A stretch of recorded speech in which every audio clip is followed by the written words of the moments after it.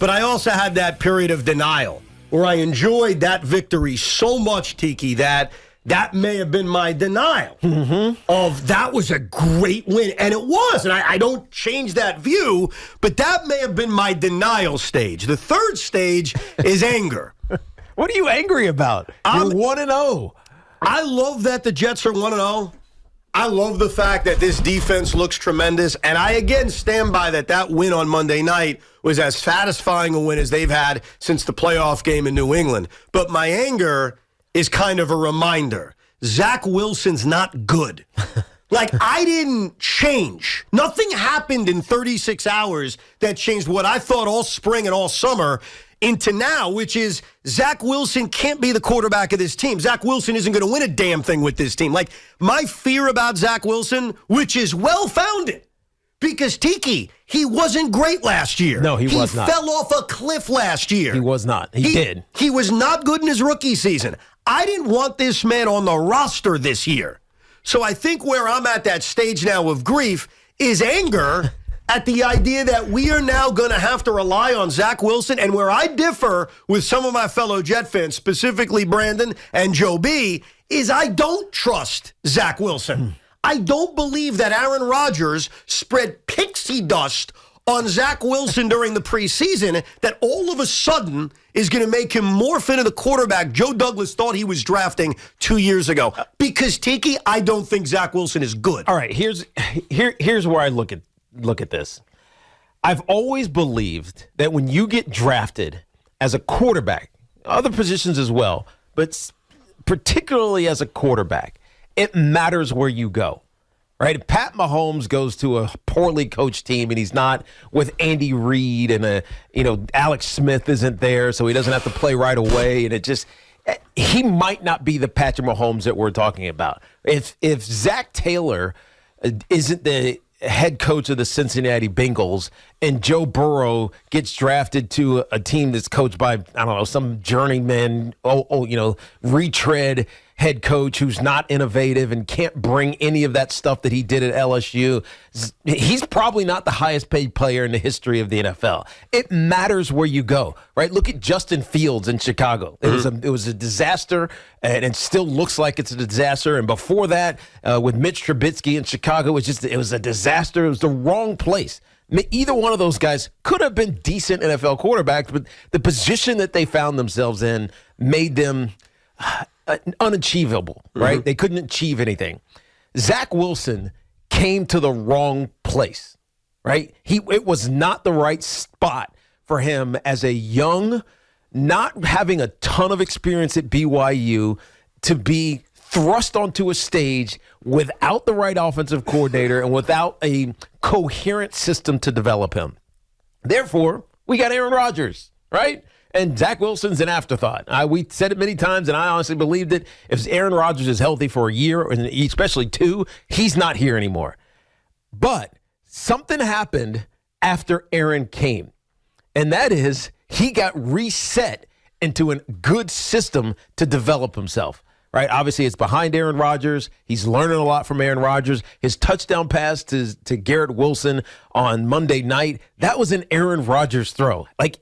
Obviously, and Aaron Rodgers' throw wasn't a good throw. It was an incredible play by Garrett Wilson. Yes, but it was a smart play, right? It was a run pass, RPO. He saw that the run wasn't there. I'll give you that. He throws it exactly like Aaron Rodgers would throw it. Aaron Rodgers makes a better throw. Of course he does, because he's Aaron Rodgers, and he's 38 years old. And so what are you trying to tell me? And he's done it. Are you trying to tell me 50 times? But are you trying to tell me and every other Jet fan that we should ignore the last 2 years? Nate Hackett's here. Aaron Rodgers is here. Reset everything. It's not even about Nate Hackett at this point. I mean, it will be ultimately. He is, again, we said it yesterday. Gio said he's the most important player at the Jets facility right now.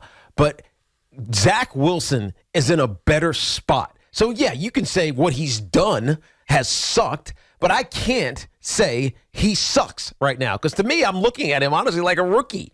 I'm looking at him as someone who just came into a system that's right for him, and he has to develop now going forward. It is very difficult, The problem is that the Jets now have so much talent. offense, which is why there's no defense. excuse. Let's be honest. But why are you angry about this? Because I'm why angry are you that at we're this stage of grief. I don't know why Zach is making you angry. Because Somebody threw this a water bottle at him. They won the damn game. Somebody hit him with a water bottle on Monday. I'm thrilled they're 1-0. I'm pumped up about Dallas. And I'm thrilled that this defense, to their credit, backed up their words. Yes. Because in the second half of this game, I don't want to say they're the 85 Bears, but they looked closer to the 85 Bears than the 2022 New York Jets. They were dominant. And right now, if I had to take a running back wide receiver combination in the NFL, I could argue Breece Hall and Garrett Wilson is number one. You give me Devontae Adams, Josh Jacobs, you can give me Christian McCaffrey, Brandon Ayuk. There are others, but this one's pretty good. And by the way, they're both in their second year. So these guys, this roster is really, really, really good. Well, great. So why are you angry that Zach Wilson, in your estimation, sucks? Because I think he's actually in a better spot than he ever has been in. Well, because one of the things I said to you 3 months ago when we first started working here, and it wasn't a full show, but it was a comment I made, and it was an opinion I had, and I don't back off this opinion. He shouldn't even be here. They should have signed a real backup quarterback, and they never did. And so Zach Wilson is the only option at quarterback for the New York Jets. Like, that's the spot the Jets are in. This is the only option.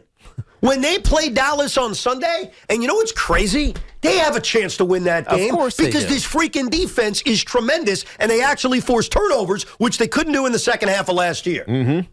They have no other option but Zach Wilson. And I'm sorry, you're right about the coaching situation of the first 2 years. You're right. You didn't bring it up, but I certainly thought this. He shouldn't have been handed the quarterback job in year one. No, definitely it should have not. been more of a challenge. He should have sat. He should have watched. He should have had to earn it in year one. The Jets effed up in a lot of ways in the development of Zach Wilson. But you cannot ask me or anyone else to ignore what we saw in the first 2 years and put all our kind of chips in the hands of, well, Nate Hackett's going to call better plays. It's not even and about Aaron Rodgers put pixie dust on him and made him a man. It's not even about no, he did. It's not even about the better play calling. We'll get to that in a second because that's ultimately what's going to make Zach feel comfortable. Right? He's got easy throws. He's starting to feel himself. He understands that I can have success in this this league. And so that's one thing. But I think you have to. It's hard to do this. It really, and I'm sorry, Jet fans, but I'm gonna say it. What? You got to forget those first 2 years. No, you can't do that. I know you can't, but you have to. How? You have to. How? You have to realize that was a effed up situation for him. That it was not ideal. That the play calling was bad. His cockiness was so much greater than confidence. It was stupid. It got to the point where even his teammates were turning on him. That's not Zach anymore. You have to give him the benefit of the doubt and let him reset into this new situation that he finds himself in. Now, I know it sucks, and I know it's easy to say he sucks, but you got to trust that he's going to be developed. Why? Because it's the only option you have. No, I admit that. There's no other option. And that's on Joe Douglas. I'm sorry. That's a criticism of Joe Douglas. That's not a second guess, but a first guess. I wanted to cut ties with Zach Wilson because of everything I just said. But I don't think everybody did. I don't think everybody Well, clearly did. the Jets didn't because they brought him back. Well, I think there's talent there. I think that there's a skill set there. But Tiki, here's the problem, okay? While none of us could have predicted a torn Achilles 4 plays in, there was a thought of what if Aaron Rodgers misses a game? Yes. What if Aaron Rodgers misses a drive? Can someone come in and competently lead this team? Zach Wilson, and everything you just described, is a project. You don't ask a project to come into a tie game fourth quarter because Aaron Rodgers got hurt or start 3 weeks in a row. But I think you're angry at this because you feel like whatever expectation there was for this season is lost, and then it's gone. And so how are we ever going to be winners if we're the Jets and Aaron Rodgers is now hurt and we're stuck? I put that in quotes because that's your words. Stuck with Zach Wilson at quarterback because Joe Douglas didn't go get anybody else. But the reality is that's how kids develop. That's how kids become the Josh Allens of the world or I don't know, I'm trying to think of other examples of young players who weren't very great. The Peyton Mannings of the world. Not that Zach Wilson's going to be Peyton Manning, but Peyton was terrible. Yeah, but what about all the guys that are terrible and then they don't develop? That's the majority. The majority is a kid with all the tools in the world, the flashes that you try to talk yourself into, and then they turn out to be nothing. And they turn out to fail. Yes. Like, that's the majority. And I think here are the common denominators of that person, that player that you're talking about. One, they don't care. Jamarcus Russell, right? What's his name? He's big. He was in the softball game. He's on your team, your third baseman. Ryan Leaf. Our third baseman. Your third baseman. He was. Very nice guy, by the way. He's a great dude. Like Ryan. I love Ryan Leaf, actually. It's now that he's got his life right. Yes. And he actually lives in Connecticut, I believe. He's a good dude. Yeah. But anyways, you could tell, like, there was a disconnect with him being a professional. Like, I don't know if he cared about it in order to get himself right. Jamarcus Russell is the prime example of wasting a first-round pick on a guy who looks the part but has no mental capacity to ever be the part. Zach is a grinder. Right? I did his first game. It was a Carolina game 2 years ago. That's all they would say. He's a grinder. He won't get out of the facility. He works. Now, he's not working perfectly, but he works and he works. So he cares. That's my point. He cares about it. The other side of it is who's coaching him. So it's, do you care? Answers, check. Yes, he cares. And is he being coached and mentored the right way?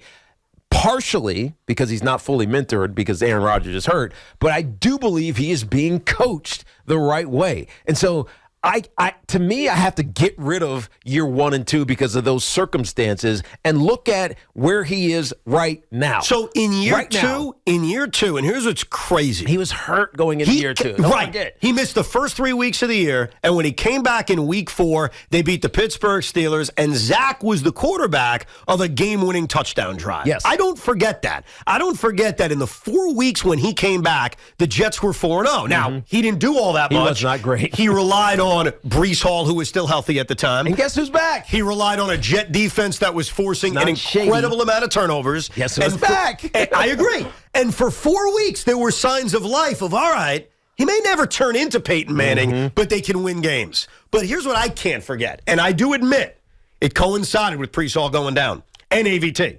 I admit that. Yeah. I can't get out of my head what happened against the Patriots. I can't get out of my head what happened when he came back after being benched because of his ego against Jacksonville in the rain, where he was so bad that night, Robert Saleh, rightfully so, thought Chris Streveler gave them a better chance to win. That is the height of ineptitude when your head coach, rightfully so, comes to a conclusion in a game in which your playoff hopes are still alive. I have a better chance to win with Chris Streveler. So there were moments last year, I admit, of thinking, wow, maybe Zach can be the guy, even though he wasn't brilliant. They were winning despite him, which they're going to have to do now for the next few weeks. Or for the entire season. All right, so you mentioned the Jacksonville game. I'll start with that one first.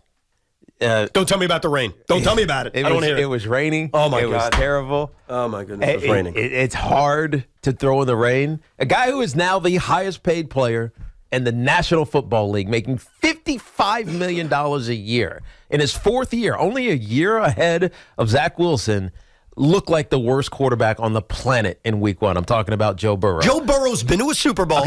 Joe Burrow has proven himself. He's allowed bad weeks. And he's proven and he's earned it because he's had 3 years of really good football. Actually, two and a half, because his first year was cut short with the ACL injury. But he's had 2.5 years of really good football with a really good head coach and offensive coordinator and some talent. I mean, really, some elite talent with Jamar Chase and Tyler Boyd and who's the other one? I'm not forgetting the other one. T. Higgins. They got all of this talent around him, and guess what? He's a pretty good quarterback. But on Sunday afternoon in a rainstorm, he threw for 82 yards. I don't buy the comparison. Okay, but you're cherry picking moments where Zach was bad, and the Patriots game cherry picking. It was most of the year. Yeah, but they were winning. He had his moments. He was developing. He was becoming the player that we hoped he would become. But then he had this grossly immature moment against the New England Patriots, and Robert Saleh was going to lose the team. He had to do it. No, I got you. Because Zach pissed not only whoever in the media he was mad at, because that's what it was. That's where it came from. He couldn't handle himself. I think it was Connor Hughes for some reason. Who was so lovable. Why would anyone hate Connor? Exactly. Some stupid question he let get so rattled inside of him that he made a divisive remark. And it wasn't even like he was getting on somebody. He also should have been benched in that game too because he was terrible. Yeah, but that's just development. That's part of the process for him, right? I'm not saying that he's going to be a superstar quarterback. I'm not saying he's going to be on the level of Joe Burrow or any of these other young players. But you got to give him a chance to do it with the right circumstances and players and coaches around him. He's in that spot right now. You can't just get pissed off because you think the Jets were going someplace with Aaron Rodgers, and now because Zach Wilson's there, you have no chance to get there. I never wanted to see him again. We're forced to because the Jets said, let's bring Zach Wilson back. But when they made the decision to go after a veteran quarterback and ultimately Aaron Rodgers, who I wanted, this should have never been plan B. There should have been a different veteran backup, or our conversation today is different. But here's what I know. The shock of Monday night, the denial of being just giddy about a win, to now the anger that we as Jet fans are forced with no other choice but to rely on Zach Wilson. Ken in Wilton, Connecticut leads it off. What's up, Ken? What's up, Ken? Yeah, I think you're right on the money there. I think every Jet fan has to worry right now. This formula, to me, was a little bit crazy because the potentiality of him getting hurt with a inept O-line, I think, was large. And now I think you've seen Wilson, he didn't win that game the other night. It was obviously special teams and defense that won that game.